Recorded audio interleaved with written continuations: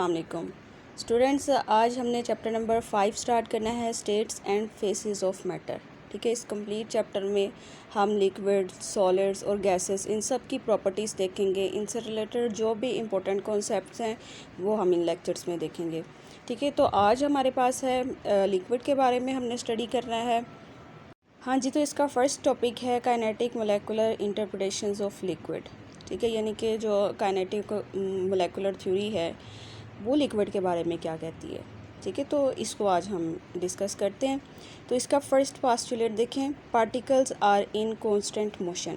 ठीक है, तो इसमें हम ऐसे करेंगे कि साथ साथ कंपैरिजन रखेंगे सॉलिड के साथ भी और गैस के साथ भी, लिक्विड्स का। ठीक है, तो पहले आप देखें कि अगर हम सॉलिड की बात करें तो सॉलिड में क्या होता है। सपोज़ आपके पास जो है वो ये कोई भी कंटेनर है और इसमें कोई भी लिक्विड फिल किया हुआ है। तो अब आप देखें कि अगर हम सॉलिड की बात कर लें तो सॉलिड्स में क्या होता है कि यहाँ पर जो पार्टिकल्स हैं ना, या यहाँ पर जो मॉलिक्यूल्स होते हैं वो क्लोजली पैक्ड होते हैं। ठीक है, मतलब कि उनके दरमियान जो है वो बहुत ही कम स्पेसेस या ये कह लो ना होने के बराबर जो है वो स्पेसेस होती हैं। तो यहाँ पर अगर हम मोशन की बात करें तो सॉलिड के लिहाज से जो मोशन है मॉलिक्यूल्स की वो तो पॉसिबल नहीं है। ठीक है, लेकिन यही अगर हम लिक्विड्स की बात कर लें, लिक्विड में क्या होगा कि मॉलिक्यूल्स जो है वो क्लोजली पैक्ड होते हैं, लेकिन इतने नहीं जितना है कि अगर हम सॉलिड में बात करें। सही है, तो यहाँ पर मोशन जो है वो पॉसिबल है लेकिन बहुत ही कम। वही अगर हम गैस में बात करें तो वहाँ पर मॉलिक्यूल्स जो हैं वो काफ़ी एक दूसरे से दूर दूर होते हैं। ठीक है, यानी कि वहाँ पर क्लोज पैकिंग नहीं होती मॉलिक्यूल्स की, तो वहाँ पर जो है वो मोशन अगर हम बात करें मॉलिक्यूल्स की तो वहाँ पर जो है वो अच्छी पॉसिबल है। सही है, तो लिक्विड में क्या होगा कि मोशन ज़रूर होगी मॉलिक्यूल्स की, लेकिन वो लिमिटेड रहेगी। और वो लिमिटेड क्यों है? वो उनकी क्लोज पैकिंग की वजह से है। यानी कि लिक्विड में क्या होगा, मॉलिक्यूल्स जो हैं वो क्लोजली पैक्ड हैं, जिनकी वजह से उनकी जो मोशन होती है मॉलिक्यूल्स की वो लिमिटेड रहती है। ठीक है, तो फर्स्ट प्रॉपर्टी इसकी यही रहेगी, particles are in constant motion but the motion is limited because of close packing of the molecules. ठीक है, तो ये आप लिख सकते हैं। उसके बाद अगर आप देखें इसका सेकंड पास्टुलेट, तो सेकंड पास्टुलेट में क्या है, पार्टिकल्स हैव काइनेटिक एनर्जी। अब मॉलिक्यूल मूव तो कर रहे हैं तो वो कैसे मूव करेंगे? काइनेटिक एनर्जी के थ्रू।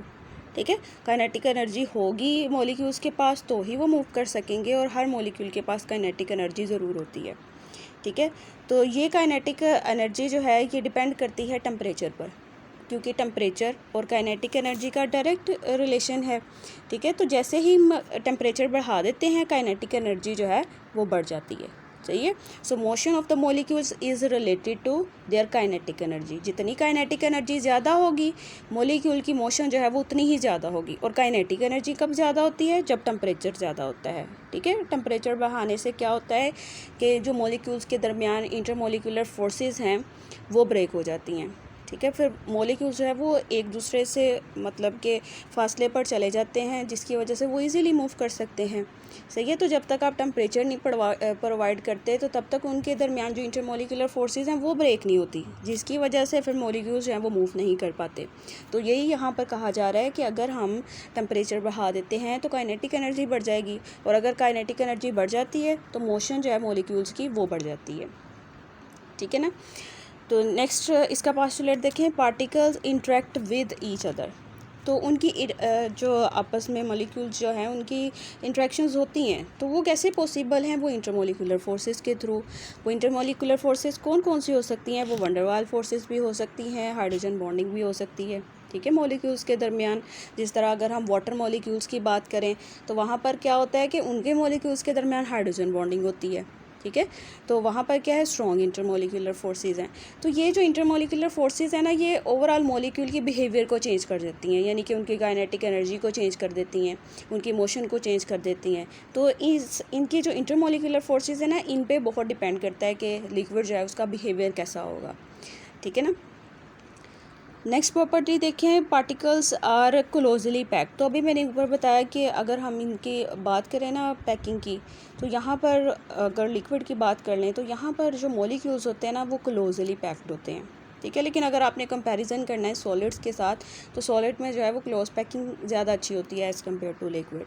सही है, लेकिन लिक्विड में भी मॉलिक्यूल्स जो है वो क्लोजली पैक्ड होते हैं, उनके दरमियान जो है वो बहुत डिस्टेंस जो है वो कम होता है। अगर आपने कंपैरिजन करना है गैसेस के साथ, तो गैसेस के मॉलिक्यूल्स जो हैं वो तो काफ़ी दूर दूर होते हैं, लेकिन लिक्विड में जो है वो क्लोज पैकिंग होती है। ठीक है। पोस्टुलेट नंबर 5 देखें, particles are free to move. ठीक है, लेकिन अगर ये फ्री टू मूव वाली बात तब आएगी अगर हम इनका कंपैरिजन कर रहे हैं सॉलिड के साथ। तो सॉलिड्स में तो मॉलिक्यूल्स नहीं मूव कर सकते क्योंकि वहाँ पर तो क्लोज पैकिंग है। ठीक है ना। लेकिन लिक्विड में क्या होगा कि वहाँ पर मॉलिक्यूल्स क्लोजली पैक तो होते हैं, लेकिन इतनी अच्छी तरह नहीं जितना कि सॉलिड में। तो अगर हम मूवमेंट की बात करें तो फिर लिक्विड के मॉलिक्यूल्स मूव कर सकते हैं, जिस तरह फ्लूइड्स वगैरह हैं।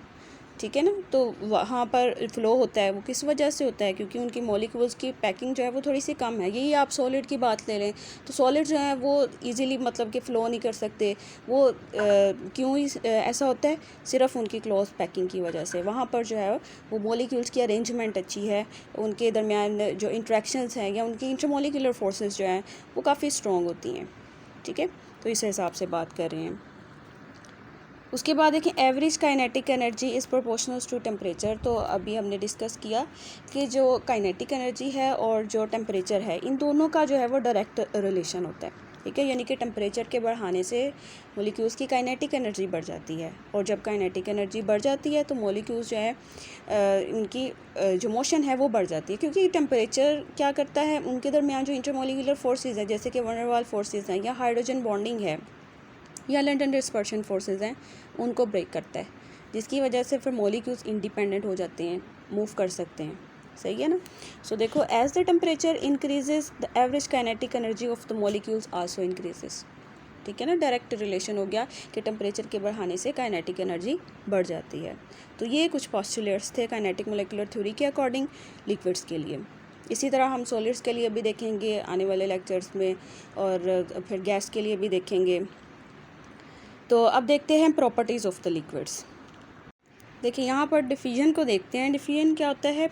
यानी कि मॉलिक्यूल्स का मूव करना from an area of higher concentration to an area of lower concentration. ठीक है, यानी कि जहाँ पर उनकी कंसनट्रेशन ज़्यादा है वहाँ से उन्होंने मूव करना है जहाँ पर कंसनट्रेशन कम है। ठीक है, तो ये जो डिफिजन है ये किस चीज़ पे डिपेंड कर रही है? देखो, मूवमेंट ऑफ मॉलिक्यूल्स पे। तो मूवमेंट मॉलिक्यूल्स की किस पे डिपेंड करेगी?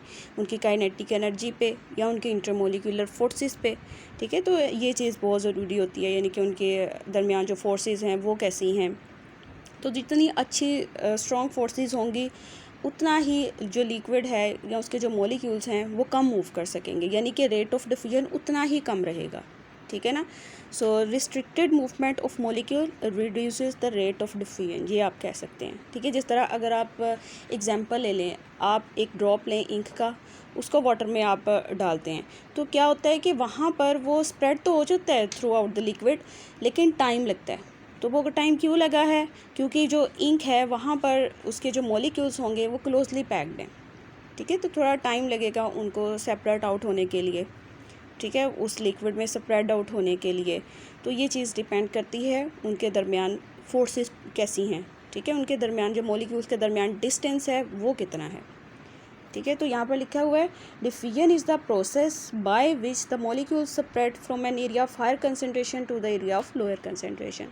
This process helps to distribute the particles evenly throughout a liquid. जिस तरह अभी हमने इंक वाली एग्जांपल ली, तो ये सारा रेट ऑफ डिफ्यूजन उनके मूवमेंट पे डिपेंड करता है। कंप्रेशन क्या होता है? यानी कि अब आपके पास जो लिक्विड है उस पर आपने प्रेशर अप्लाई अगर करना है, तो प्रेशर जो है इसका इतना अच्छा इफ़ेक्ट नहीं रहेगा इस पर। ठीक है ना, यानी कि अब देखो वहाँ पर लिक्विड में क्या है, मॉलिक्यूल्स जो हैं वो पहले ही क्लोजली पैक्ड हैं, तो वहाँ पर आप प्रेशर अप्लाई करोगे तो इतना अच्छा इफेक्ट नहीं रहेगा जितना कि अगर हम बात कर लें गैसेस में, क्योंकि वहाँ पर मॉलिक्यूल्स दूर दूर हैं। अगर आप प्रेशर अप्लाई करते हैं तो मॉलिक्यूल्स जो हैं एक दूसरे के करीब आ जाएंगे, लेकिन यहाँ पर तो पहले ही क्लोज पैकिंग है। जिस तरह आप एग्जांपल ले लें, देखिए अगर आप वाटर ले लें और उस पर अगर आप प्रेशर अप्लाई करते हैं 1 to 2 एटमॉस्फेयर, ठीक है, तो वहाँ पर कोई इतना अच्छा इफेक्ट नहीं होगा प्रेशर पे। ठीक है, वॉल्यूम जो है वो कम हो भी जाए तो वो 0.0045% इतना रहता है, जो कि हम नेग्लिजिबल समझते हैं। ठीक है, यही अगर आप बात कर लें, इतना ही प्रेशर आप गैस मॉलिक्यूल्स पर अप्लाई करें तो वहाँ पर क्या होगा, वॉल्यूम कम हो जाएगा अप टू 50%। ठीक है, 50% से भी ज़्यादा वॉल्यूम जो है उनका कम हो सकता है, क्योंकि वहाँ पर मॉलिक्यूल्स जो है वो काफ़ी दूर होते हैं एक दूसरे से। सो यहाँ पर लिखा हुआ है liquids are relatively incompressible, meaning their volume can not be significantly reduce by applying the pressure. और क्यों वहाँ पर मतलब कि इतना अच्छा नहीं रहता, मतलब इफेक्ट ऑफ प्रेशर, क्योंकि वहाँ पर मॉलिक्यूल्स की जो पैकिंग है वो पहले ही स्ट्रॉन्ग है। सही है ना। So pressure compression affects the volume of a liquid but not its shape, यानी कि जो अभी मैंने परसेंटेज बताई 0.004% हो ही जाएगा अगर कंप्रेस, तो उससे क्या होगा, उनकी शेप पर कोई इफेक्ट नहीं होगा। उसके बाद देखें एक्सपेंशन। ठीक है, एक्सपेंशन क्या होता है, लिक्विड्स का एक्सपेंड करना। ठीक है, यानी कि उनके वॉल्यूम का इंक्रीज़ कर जाना। तो वो कब होगा, जब हम हीट प्रोवाइड करेंगे। सही है ना, तभी एक्सपेंड कर सकेंगे ना मॉलिक्यूल। तो यहाँ पर क्या होगा कि अगर आप लिक्विड के मॉलिक्यूल को हीट अप्लाई करते हो तो वो क्या होता है कि वो एक्सपेंड करते हैं, यानी उनका वॉल्यूम जो है वो इंक्रीज़ कर जाता है। ठीक है, तो इससे क्या होगा, उनके वॉल्यूम पर तो इफ़ेक्ट होगा लेकिन उनकी शेप जो है वो डिस्टर्ब नहीं होगी। ठीक है, तो होता क्या है कि जब आप टेम्परेचर प्रोवाइड करते हैं ना, उनके दरमियान जो इंटरमोलिकुलर फोर्सेस होती हैं मॉलिक्यूल्स के दरमियान, वो कम हो जाती हैं। ठीक है, तो इससे क्या होगा कि इनके दरमियान जो कोलिजन्स होती हैं वो बढ़ जाती हैं, जिसकी वजह से वॉल्यूम जो है वो बढ़ जाता है। लेकिन जैसे ही आप टेम्परेचर डिक्रीज़ करोगे वॉल्यूम भी डिक्रीज़ हो जाएगा। ठीक है ना। उसके बाद देखो मोशन ऑफ मॉलिक्यूल। अब जो मॉलिक्यूल की मोशन है वो डिपेंड करती है इनकी फोर्सेस ऑफ अट्रैक्शन पे। ठीक है, यानी कि जितनी ज़्यादा फोर्सेस ऑफ अट्रैक्शन स्ट्रॉन्ग होंगी उतनी ही मूवमेंट उनकी कम होगी। ठीक है ना। तो अब आप देखें, लेकिन जब आप टेम्परेचर प्रोवाइड कर देते हैं ना, तब क्या होता है कि उनकी काइनेटिक एनर्जी बढ़ जाती है। ठीक है, इंटरमोलिकुलर फोर्सेस ब्रेक हो जाती हैं, तब जो उनकी मोशन है वो पॉसिबल है।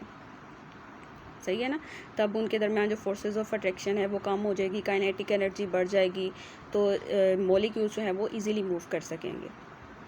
उसके बाद देखें स्पेसेस बिटवीन द मॉलिक्यूल्स। तो अभी हमने डिस्कस किया कि जो मॉलिक्यूल्स होते हैं ना, इनके दरमियान जो पैकिंग है वो क्लोज पैकिंग होती है। सही है, तो इस क्लोज पैकिंग की वजह से उनके दरमियान जो स्पेसेस हैं वो बहुत कम रह जाती हैं। Molecules that make up liquid states are quite close to each other, so there is very little space between them, उनके दरमियान बहुत कम स्पेस रह जाती है।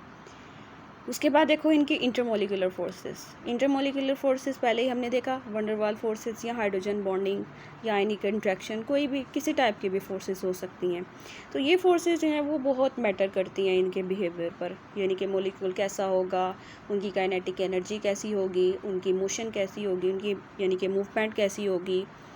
तो ये सारी चीज़ें, उनका एक्सपेंशन जो है वो कैसा होगा, ये सारी चीज़ें इनकी इंटरमोलिकुलर फोर्सेस पे डिपेंड करती हैं। जितनी स्ट्रॉन्ग इंटरमोलिकुलर फोर्सेस होंगी उतनी ही उनकी पैकिंग जो है वो अच्छी होगी। ठीक है, और उतनी ही उनकी मूवमेंट जो है वो कम होगी। ठीक है, उतनी ही फिर ज़्यादा एनर्जी देनी पड़ेगी आपको उनकी एक्सपेंशन के लिए या उनको उनके वॉल्यूम को बढ़ाने के लिए। ठीक है, तो ये सारी चीज़ें इनकी बिहेवियर को चेंज करती हैं। उसके बाद देखें आप काइनेटिक एनर्जी। तो अभी मैंने बताया कि जब आप टेम्परेचर बढ़ाते हो काइनेटिक एनर्जी बढ़ जाती है, यानी कि काइनेटिक एनर्जी और टेम्परेचर का डायरेक्ट रिलेशन है। काइनेटिक एनर्जी तब बढ़ती है जब आप टेम्परेचर बढ़ा देते हो। टेम्परेचर बढ़ाने से क्या होता है, उनकी इंटरमोलिकुलर फोर्सेस ब्रेक हो जाती हैं, इजीली वो मूव कर पाते हैं। ठीक है, तो ये जो है वो कुछ प्रॉपर्टीज़ थी जो कि आज हमने डिस्कस की हैं इस लेक्चर में। इंशाल्लाह कल जो इसकी जो है वो बाकी फ़िज़िकल प्रॉपर्टीज़ होती हैं, जिस तरह बॉइलिंग पॉइंट है या फिर इनकी विस्कोसिटी है, वेपर प्रेशर है, इवेपोरेशन है, ये सारी चीज़ें हम नेक्स्ट लेक्चर में इंशाल्लाह डिस्कस करेंगे।